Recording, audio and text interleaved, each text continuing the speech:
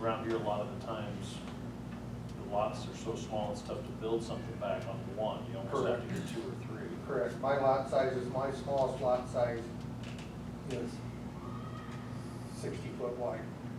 And it's tough to put a house on a 60-foot lot with 5-foot setbacks on the side yards. Most of my lots are 70 feet. Some of them are even 90 feet where we're building the more expensive houses. Because everybody wants 1,800 square foot house, 3-bedroom house, and they're willing to pay for it. But these younger ones, they want a 3-bedroom house. Yeah. We've been building them without finished basements because I keep telling them, okay, you're in the house, you're upstairs, you use the basement. When you save up some money, because it's $10,000, $15,000, depends on how you finish the basement. You know, 3-4 years, come in, finish the basement, but you're still in the house. You're still not renting, you're still not commuting. Yet, most everybody, that's the program they've been doing. And I've seen now some of the houses we built back in 2013, they have finished the basements now. So, it's working that way. But that's kind of the price range of what I'm finding with what the couples, and I hate to say couples, but it takes both of them working. That's what they can afford, yeah. Fannie Mae and USDA. I think one was an FHA loan. It works for them. And I'm lucky I have a banker in Pierce that understands this program, and he just wants it. Just keep sending it to people. So that's kind of, I guess, in a nutshell, what we do there. The main thing was when they decided we're going to start tearing down the houses that need gone and start doing something. We really clean the community up. Yeah. And they're pretty, I can appreciate their nuisance on this. I think we're at least once a year, if not twice a year, we get a notice to mow it. Which we hurry up and get it mowed. Sometimes the grass grows faster than you think it does. So that all helps. You clean up the community. I actually got family that moved out here to work a year or two ago, niece and her husband. And their biggest complaint was finding somewhere to live. If you guys don't, I'm on the Development Center board. We've done this in the past through our Development Center using LDA 40 and have built 4 houses and a business through that program. Turns out that since we were nonprofit, we're not eligible to use LDA 40 funds. It needs to be a for-profit developer. So, you know, the city had some money set aside through LDA 40 for that program. So without, you know, I'll let the council talk to you too, but as far as we're concerned from a development side, we've been looking hopefully to partner or find somebody that would be interested in setting up some kind of, you know, for-profit corporation to continue on what we had started on the nonprofit side. And on the for-profit side, then the LBA 40 funds are available again. So I'll give you a card and we'd be happy to talk some more later, but, you know, let the council talk too. But I look at Corey, and what we talked about, because he stays at, my son also works with him from Bergen Valentine, where he's 30 miles south of Valentine. They stay in our house, and we have a lot of discussions at night. And Corey reminds me of where I was back in the middle 2000s. I wanted to see the community grow. I actually went to the building inspector one day and I said, if you don't condemn that house, I'll complain further up. Told him what was wrong. Yeah, they went out and got it fixed. So that's, you know, everybody hates to do that, but it's got to be done. So I'll talk to Corey later too, and we'll maybe just have you come to a development center meeting and we'll talk a little more about it as you, because we, you know, if you want to try to kind of formulate a plan. I mean, I'm only speaking as one board member, but I'm sure it's something we'd be certainly interested in trying to facilitate anyway. It just puts spin in the wheels and start moving forward. And you're gonna get complaints. I've had a lot of people very upset with me. And I get these places cleaned off, and we get the streets in, get the infrastructure in, and they can start building houses, and all of a sudden it's, wow, that really looks nice. So, everybody hates change. They can't, it takes a certain individual to see the future. Yeah.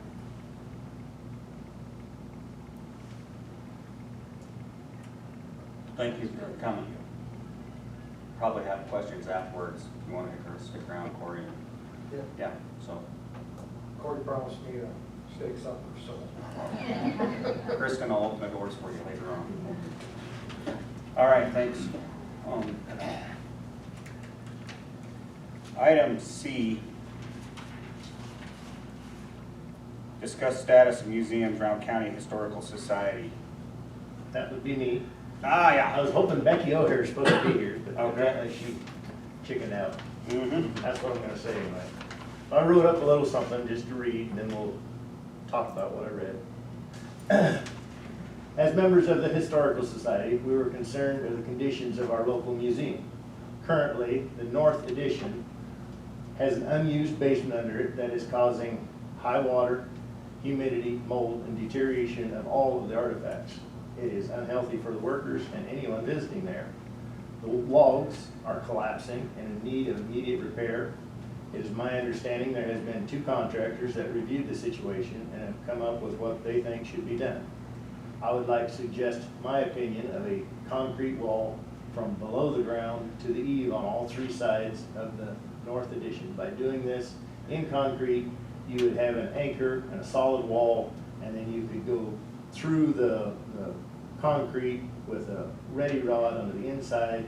It would support the existing logs. You could, once the concrete was cured, you could do supports on the inside, tighten up the bolts, and finish it off so that you wouldn't notice it.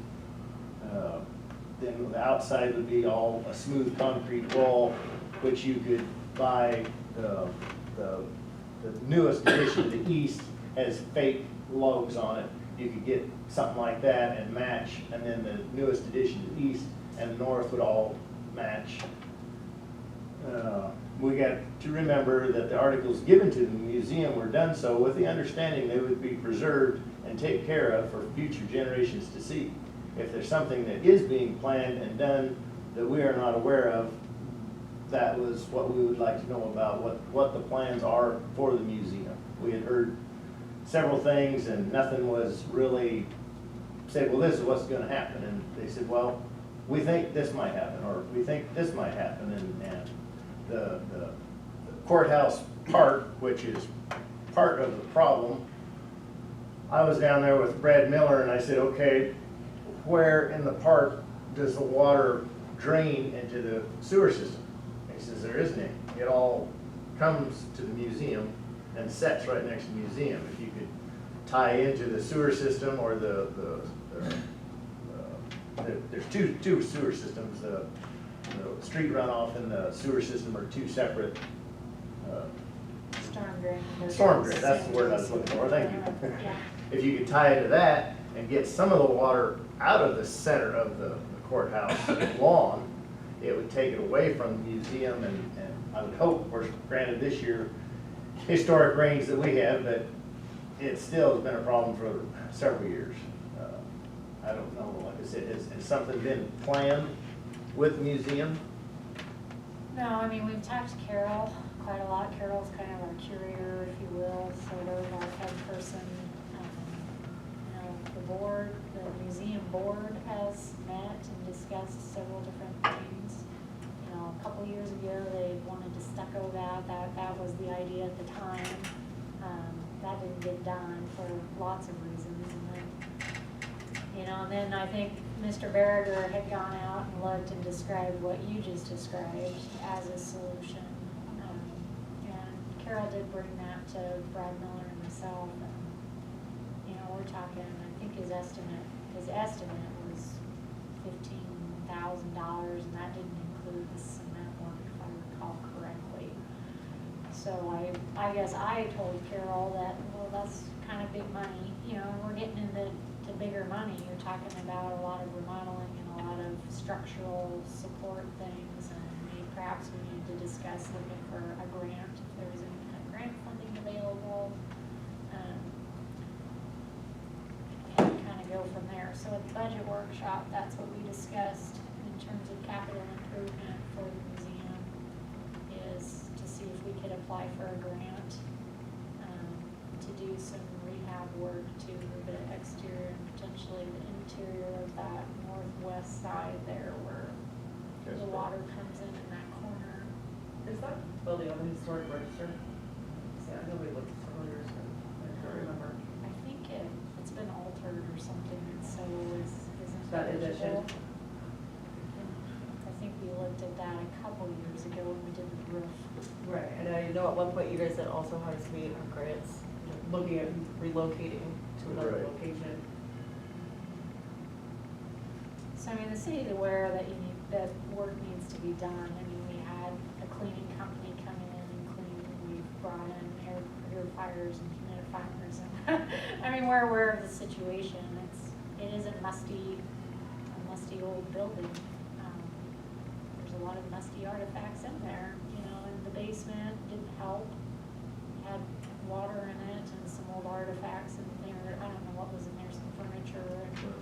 Whoever designed the basement, that should be just filled in. And so, you know, we've since covered the hole, at least to try to keep the mold, if you will, the mold kind of traveling up through that hole in the basement. So, I mean, it's just an old building that has had a lot of additions and things done to it here and there over the past, and, you know, some of the issues that we're running into at the present time, to be able to kind of preserve the log cabin.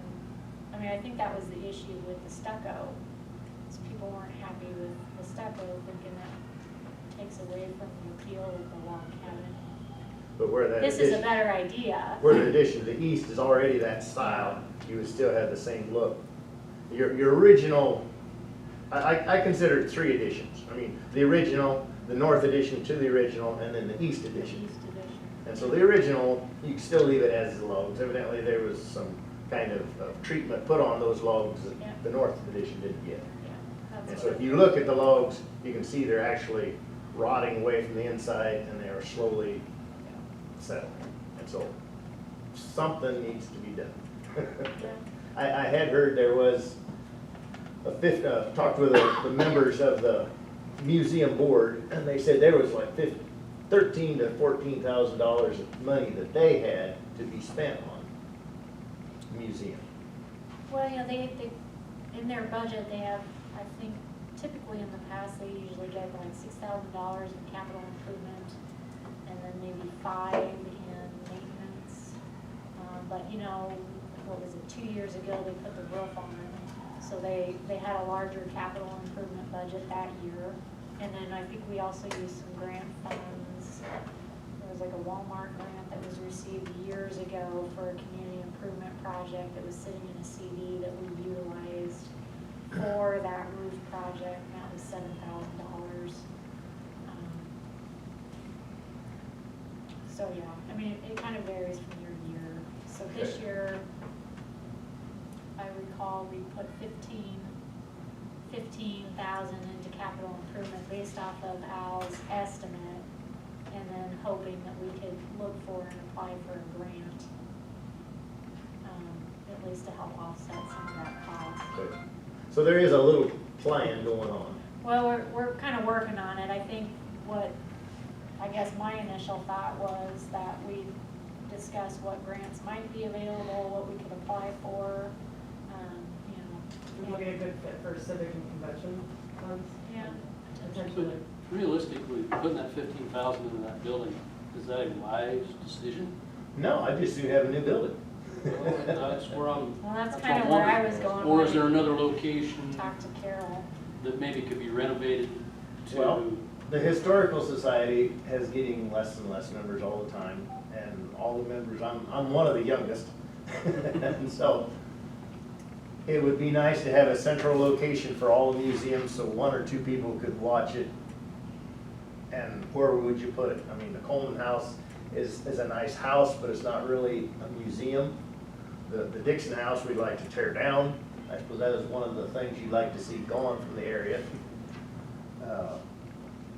Larry Sainer said there is no plumbing available for the Dixon House. You'd have to raise the ground 3 or 4 feet in order to tie into the sewer system.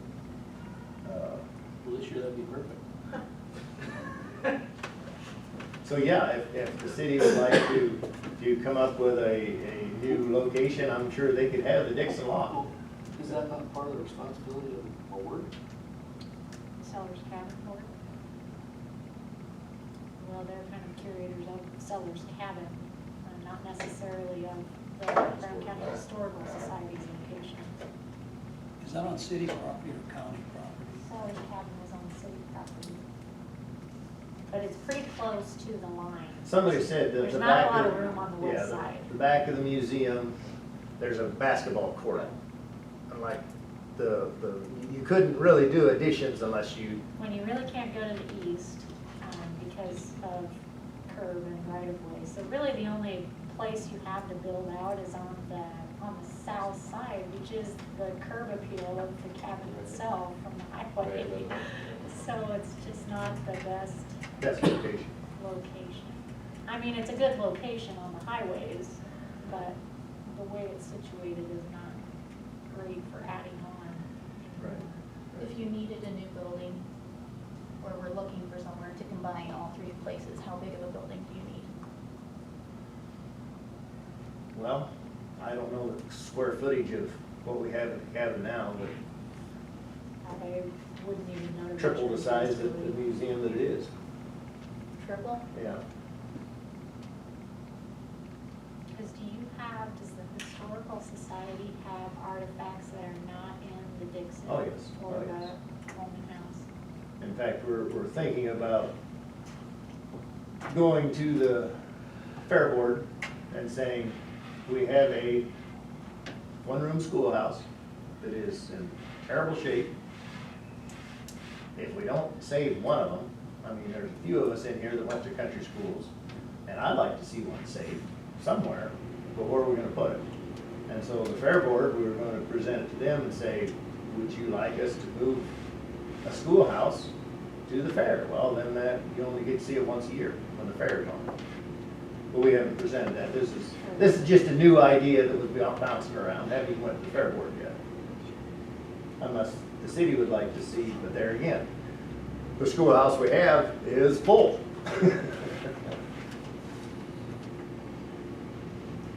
There isn't any buildings. I mean, if you're familiar with Ord, they took one of their downtown buildings and made it a museum. There isn't any buildings left on Main Street that are vacant, are there?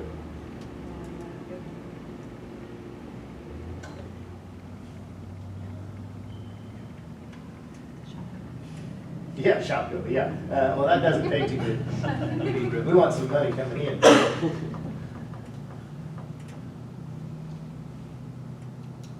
But yeah, it's a rock and hard place. It's, what do, you know?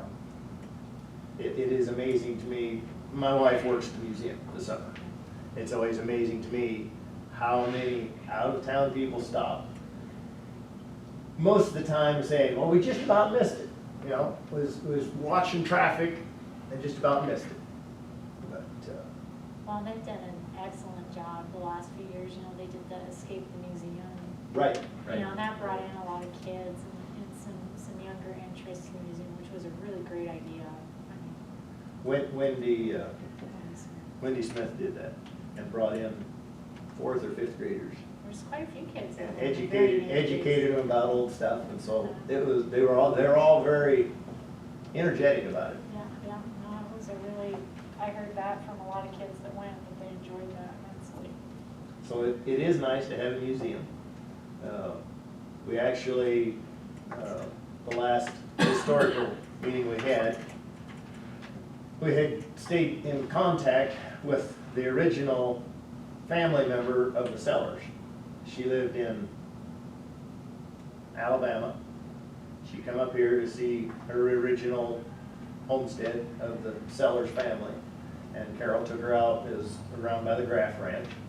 And so she took her out there and showed her the museum and says, here's our problem. And she says, well, there might be a little family member money left. I don't know. I'm gonna go see. So, I don't know.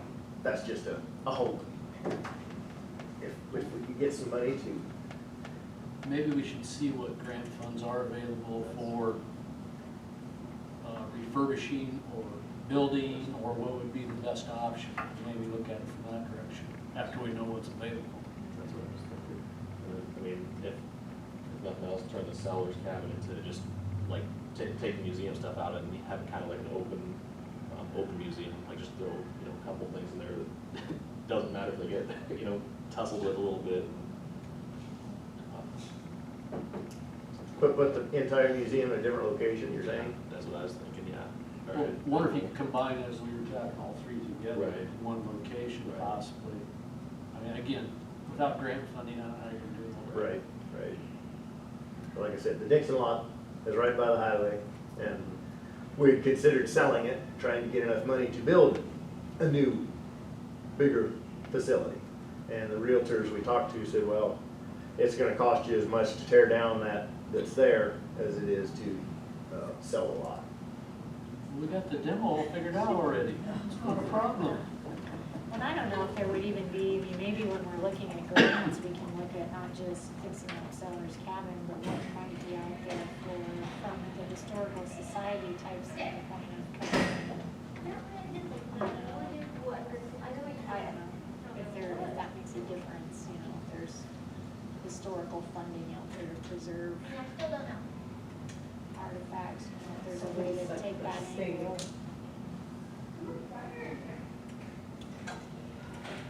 So, I mean, I guess the intention from the council when we set the budget was, you know, to include a capital improvement project for the Seller's cabin based on hopefully that there could be some grant funding involved. Okay. We'll stay in touch.